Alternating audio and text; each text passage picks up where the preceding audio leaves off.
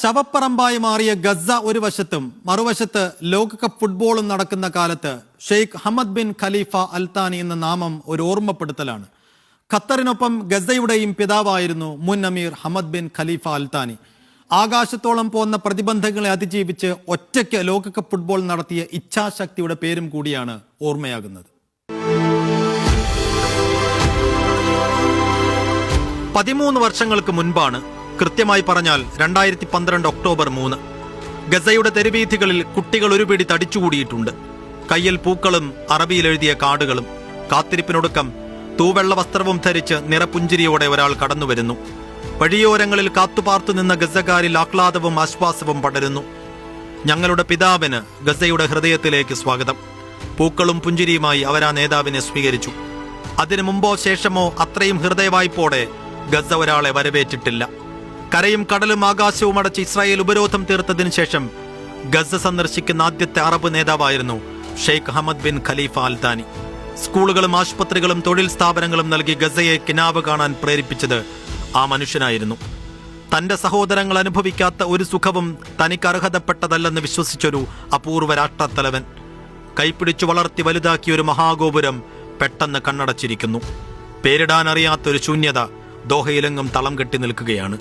മുകളിലേക്ക് നോക്കിയാൽ ഓരോ മിനിറ്റിലും ഒരു ഖത്തർ എയർവേസ് പറക്കുന്നുണ്ടാകും. കണ്ണൊന്ന് താഴ്ത്തിയാൽ നിശബ്ദമായി കുതിക്കുന്ന ദോഹ മെട്രോ. റോഡിലേക്ക് നോക്കിയാൽ അമ്പരചുംബികളായ ഗോപുരങ്ങൾ. അസത്യങ്ങളുടെ ഇരുട്ടിൽ നേരിന്റെയും നീതിയുടെയും കണ്ണാടിയായി മാറിയ അൽ ജസീറ ചാനൽ. മറവികൾക്ക് വിട്ടുകൊടുക്കൽ അസാധ്യമായ അനുഭവേദ്യങ്ങളുടെ പേരാണ് ഹമദ് ബിൻ ഖലീഫ അൽത്താനി. അന്നാബികൾ അനാഥമാക്കി അവരുടെ പിതാമഹൻ ചരിത്രത്തിലേക്ക് പിൻവാങ്ങുകയാണ്. 1995 മുതൽ 2013 വരെയുള്ള 18 വർഷം ആ മനുഷ്യൻ കണ്ട കിനാവുകളുടെ സാക്ഷാത്കാരമാണ് ഇന്ന് കാണുന്ന ദോഹ. പശ്ചിമേഷ്യ കാലുഷ്യത്തിന്റെ കൊടുങ്കാറ്റിൽ ഉലയുന്ന കാലത്ത് പിതാവ് അമീറിന്റെ വിയോഗം ഖത്തറിന് താങ്ങാനാകുന്നതല്ല.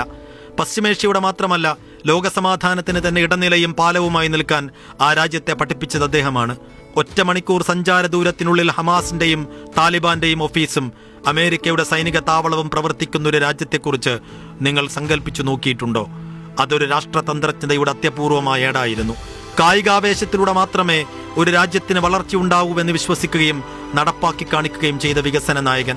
2005 ഏഷ്യൻ ഗെയിംസ് ആതിഥേയത്വത്തിനായി ശ്രമിക്കുമ്പോൾ നല്ലൊരു സ്റ്റേഡിയമോ അത്ലറ്റുകൾക്ക് താമസിക്കാൻ നല്ലൊരു കെട്ടിടമോ ഉണ്ടായിരുന്നില്ല ദോഹയിൽ. ആ ഗെയിംസിനോടനുബന്ധിച്ചാണ് ആധുനിക ഖത്തറിന്റെ ആദ്യഘട്ട നിർമ്മാണം. 2ാം ഘട്ട നിർമ്മാണത്തിനായി ഒരുങ്ങിയപ്പോഴാണ് ലോകകപ്പ് ഫുട്ബോളിനെ കുറിച്ച് ആലോചിച്ചത്. 2010 ഫിഫ പ്രസിഡന്റ് സെപ്പ് ബ്ലാറ്റർ ഖത്തർ എന്നെഴുതിയ ലോട്ട് എടുത്തുയർത്തുമ്പോൾ ലോകം വിസ്മയവും സംശയവും കൂറി. പടിഞ്ഞാറൻ മാധ്യമങ്ങൾ നിരന്തരം ഖത്തറിന്റെ കഴിവില്ലായ്മയെ വേട്ടയാടി. ലോകകപ്പിന്റെ ചരിത്രത്തിൽ ഏറ്റവും മനോഹരമായ, ജനകീയമായ, മാനവികമായ ടൂർണമെന്റായി 2022 മാറി. അധികാരം കിട്ടിയാൽ മരണം വരെ അതിൽ അള്ളിപ്പിടിച്ചിരിക്കുന്ന അറബ് നേതാക്കൾക്ക് ഹമദ് ബിൻ ഖലീഫ അൽത്താനി ഒരു തിരുത്തായിരുന്നു. നെഞ്ചൂക്കോടെ നിലകൊള്ളാൻ ധൈര്യവും ആത്മവിശ്വാസവും സാമ്പത്തിക അഭിവൃദ്ധിയും ഉറപ്പാക്കി 2013 മകൻ ഷെയ്ഖ് തമീമിന് അദ്ദേഹം ഭരണം കൈമാറി. പിന്നീട് ആ നാടിന് അദ്ദേഹം പിതാവ് അമീറായിരുന്നു. പിതാവ് കാണിച്ച വഴികളിലൂടെ മക്കൾ ആ രാജ്യത്തെ വഴി നടത്തുന്നു. ഖത്തർ എന്നാൽ തുള്ളി എന്നർത്ഥം. ലോകഭൂപടത്തിൽ ആ ഒറ്റത്തുള്ളി ഒരു മഹാപ്രവാഹമായി മാറിയെങ്കിൽ അതിന് പിന്നിലെ പല തുള്ളി വിയർപ്പിന്റെ ഉടമ നിശബ്ദമായി ചരിത്രത്തിലേക്ക് പിൻവാങ്ങുകയാണ്. ഖത്തർ ഇനിയും വളരുമായിരിക്കും. എത്ര വളർന്നാലും എത്ര പൊങ്ങിയാലും അത് ഷെയ്ഖ് അഹമ്മദ് പാകിയ നിലപാട് തറയുടെ മുകളിലാണ്. കാലുഷ്യങ്ങളുടെ മൂർധന്യത്തിലും പശ്ചിമേഷ്യ ആശ്വാസത്തിനായി ഉറ്റുനോക്കുന്നത് ആ തറയിലേക്കാണ്. PC Saifuddin, news desk, media 1.